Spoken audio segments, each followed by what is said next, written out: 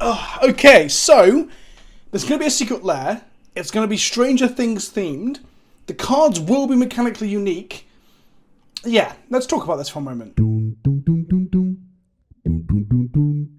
A few days ago, there was an announcement from Wizards of the Coast's RE, the future of secret lairs, and in particular, the universes beyond secret lairs. To unpack some information for some of you that might not know what these things are, I don't know why I'm holding my lens cap, let's put that down there and try that again. To unpack a little bit of terminology, Secret Lair is a product that Wizards put on sale for limited periods of time that you can purchase that have between 1 and sometimes up to maybe 6 reprints, or in the case of the Universes Beyond ones, are mechanically unique cards. And Universes Beyond is stuff outside of Magic's canon. So before we have had kinda skin treatments for Godzilla cards. So here you can see on screen, this is a Godzilla treatment card. This is its normal Magic counterpart.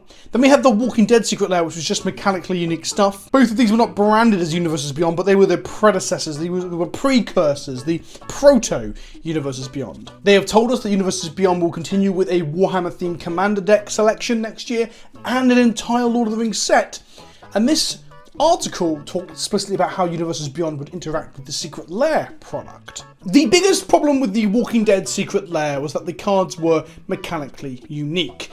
What that means is that those cards are unique to that product, and you will not see them in booster products or decks or anything anywhere else. So what problems that causes? Well, I guess arguably every card from every set is mechanically unique the first time it's printed, right? Well, the Walking Dead ones were weird because it was a small window for you to pick them up, because Secret Lairs do prey a bit on FOMO, the fear of missing out, in order to get you to buy them, but also that they were Walking Dead themed meant that once the license is over, Wizards may never be able to reprint them again. Mark Rosewater did say that they would be able to reprint it with a Magic name further down the line, but that hasn't happened yet, and we don't know when that's happening, and it's kind of radio silence on that. On the upside, those cards were desirable for Commander and Walking Dead fans, and only Rick steadfastly saw a small amount of play in Legacy. And that's a good point, by the way. All these cards are black bordered, playable in any format where they're legal. Commander, Legacy, and Vintage. Now, Legacy and Vintage I'm not going to focus on too much today. I am going to talk a bit about Legacy in a moment, but not too much because they are the smallest formats in the game, essentially. But obviously, Commander's a big one. So what the article detailed was that they will be doing mechanically unique again. There is a big crossover coming up they're looking forward to announcing,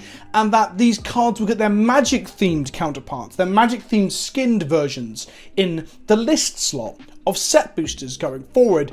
And now I realise there's more terminology to unpack.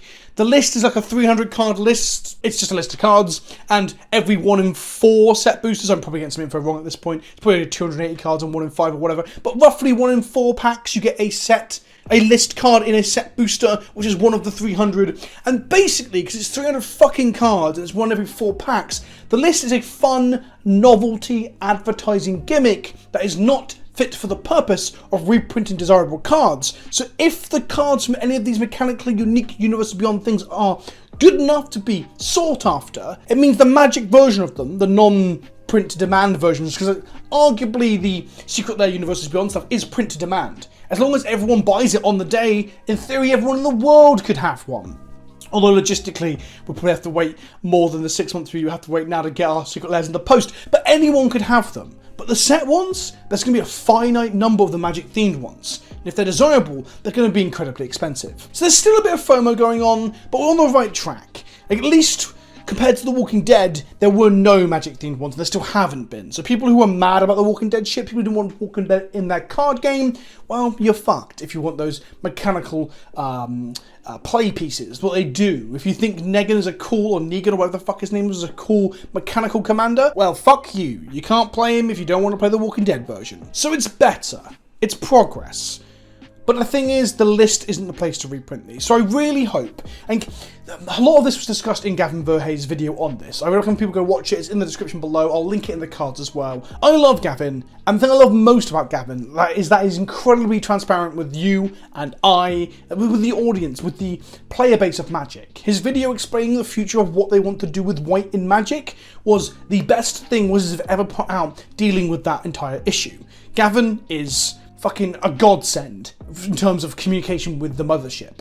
He says in the video that they listen to feedback, and the one bit of feedback that I want to give, and I'm hoping he'll watch this, is that the list is not the place to do this. Because if people don't want those Secret Lair fucking Stranger Things variants, they're going to have to fork out a pretty penny or just never be able to get them. they're going to be super sought after and super rare. Now, they did say in the article that they were printed at a higher frequency than most cards in the list would be, but I don't think that's enough to really be like, sure, okay, it's going to be good there, because we just don't know right now. And the list, arguably, in my opinion, it just hasn't been implemented correctly. The list could be a very cool way to get reprints out there, but 1 in 4 packs, a load of crap on there no one wants, it's not the right way to do the list, in my opinion. So yeah, this isn't the place for it. And that brings us to the point of why would people care about getting the Magic one if the Stranger Things one is going to be readily available to purchase via mail order directly from Wizards of the Coast?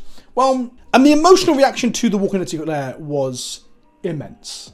Just to put it lightly. And there were varied reasons for that. Personally, I hated it, but I hated the limited time FOMO mechanically unique stuff. That's the bit that bugged me. It being Walking Dead does not matter to me in the fucking slightest. Personally, I don't mind The Walking Dead. I've seen several seasons of it, I got bored of it, but it's not a property that I dislike.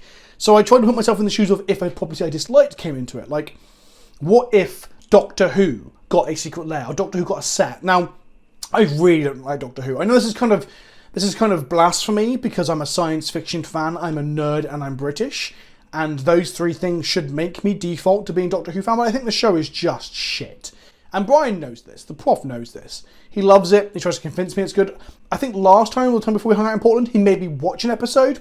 The episode was okay. I still thought it was shit, though. If they did a Doctor Who Secret Lair with Cybermen and TARDISes and stuff, fucking cool. I'm all for it. I honestly do not have a problem with it. Now, this is down to personal preference, and some people won't like that. And that's why having the Magic skinned versions is a good idea.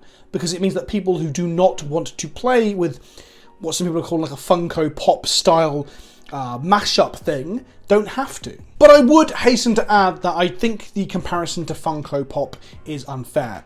I think the comparison to Monopoly even, another Hasbro franchise that is available in pretty much every theme you can think of. There's probably a My Arsehole variant out there somewhere.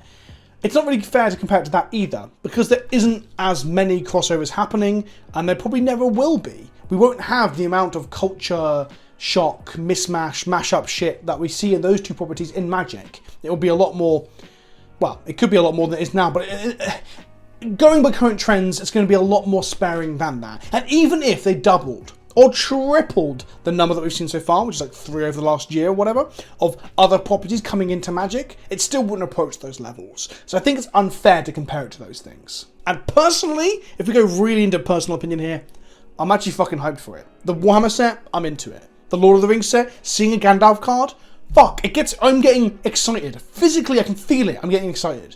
So I know it differs per person, and that's fine. But let's not dismiss or get angry about products like this for that reason. And whilst on that point, Stranger Things? Yeah, I really fucking like Stranger Things. First season was great, second season kind of sucked, third season was fucking awesome too. And I went to the Stranger Things Secret Cinema thing and it's fucking awesome. Stranger Things, I like it a lot. I don't know whether I care much for an 11 legendary creature, whether I want to play with it and stuff, but if someone else wants to play with it, I encourage them to do so. The 2 arts we've seen is this one, which is 11, and this one, which is the like the writing on the wall that the mother uses to try and contact her son. If you haven't noticed, I'm terrible with names, card names and people names. I think I generally have an issue. Winona Ryder's character, she tries to scry in a weird way. She tries to find information through kind of, I just want to be ponder or preordain. Preordain's probably not good. Brainstorm could be a thing. Then, but you're more have to ban that in a stroke. Basically, I think having Magic cards with these themeful, flavorful versions coming with art from other things like this, like if a Ponder with Stranger Things wall letters art was on there, I think that'd be awesome.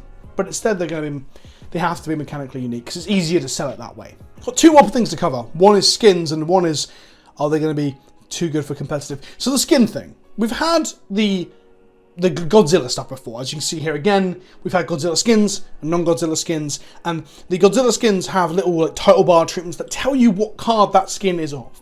Apparently we're not getting it this time. So if there is a legendary that ends up being a 4 in a legacy deck or a casual deck or whatever, people might then want to play the other 4 versions that have a name from Stranger Things. It's all a bit strange, excuse the pun, it's a little bit strange that they're not doing that treatment. I'm going to reserve judgment, because A, these things are designed for Commander, so that's not going to matter too much. B, legacy players who might see one of these cards aren't your casuals who aren't going to understand this. They'll be enfranchised enough to know this.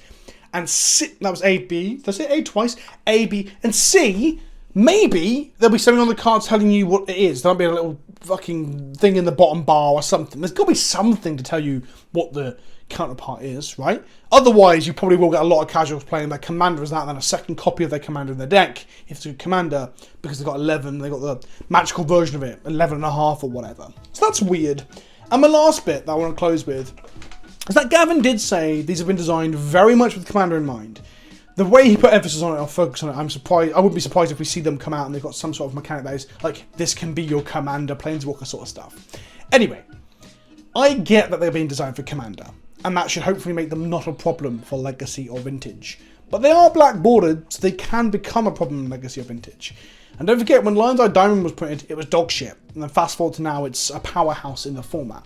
Don't forget that Wizards of the Coast R&D members said that Hogak was meant to be a fun commander, and that it ripped the arsehole out of Modern. Don't forget that people at R&D also didn't realise that elking things with Oko could be done on your own stuff, as well as your enemy's stuff to create bodies. I'm not saying the people at R&D are stupid, they're not. The people who work at Wizards are very, very smart to create such an incredible game.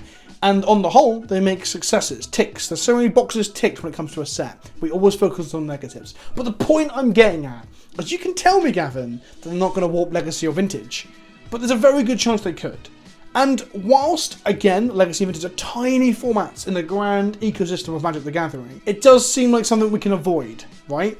By having more readily available FOMO-inspired Secret Lair versions of these cards and such. Yeah. I have faith. Do I have faith? I am hopeful but don't have faith? I don't know. I'm very sceptical that we won't see an oopsie whoopsie. Legacy is now ripped apart by the Teletubby Secret Lair we get during Easter next year, which is a charity thing for some kids' hospice. It'll all be in good nature. It'll all be for good reason. Because we have nostalgia for the Teletubbies and it's for children's hospice and this stuff. And then we have Legacy being wrecked by a fall of Lala or Poe because it's actually a new toy for Dredge. It could happen. So let's just make sure the cards are readily available outside of the FOMO thing, I guess, is what I'm getting at. Have them be a good reprint elsewhere. And also, reprinting them in non-Teletubby, or in this case, Secret Lair, Stranger Things versions is good. And you are doing that. But I'm scared there's not going to be enough of them in circulation. And that's it. That's the tea. That's my personal opinion on the subject. This video is actually a lot longer than I thought it was going to be. It's going to be like an 8-minute, one-and-done thing. I'm saying this mainly because I had a couple of people asking me, am I excited for this? Will I be buying it? Because I've been very negative about the Secret Lairs since the Walking Dead fiasco. This is better. This is movement towards a better world, for sure. I still don't like the idea. Oh, there's the other thing. The list cards, they'll come in approximately 6 months after this, so you will be paying for exclusivity. Again, I think you should remove that 6-month clause and you should try and synchronize them. You're a massive company. You are a huge company. There's no lead time needed for this. You could organize to have the Secret Lair come out and then the Magic version of 11 and Barbs and the Mind Demogorgon or whatever. Have the Magic versions of those appear in the set that comes out a month later. Like, you don't have to have this 6-month window that you've mentioned in the original article. That seems very weird. That seems that you're paying for exclusive access, early access to cards. Again, doesn't matter too much for Commander. Legacy and Vintage are small ponds, but still, that's kind of dodgy and weird, and I don't like it. I've been Vince, also known as PleasantKenobi on the internet. I hope this has cleared up some info for you and gave you some food for thought. I'm trying to promote the idea that we don't have to just knee-jerk and shit ourselves violently every time Wizards does something that seems a bit weird at first. Maybe we just think about it a bit more. I think on the whole, this is a positive. I think on the whole, bringing other IPs into Magic will introduce new eyes to Magic, to the greatest game ever made. So I think on the whole, if I had to give it a yes or no, I'd say yes. But I think there are things we could be doing to make it slightly better for people trying to get these cards further down the line in a year's time, 2 years' time. Or people just don't want to play with Stranger Things and shit. Anyway, I've been Vince. Smash that bell, like that button.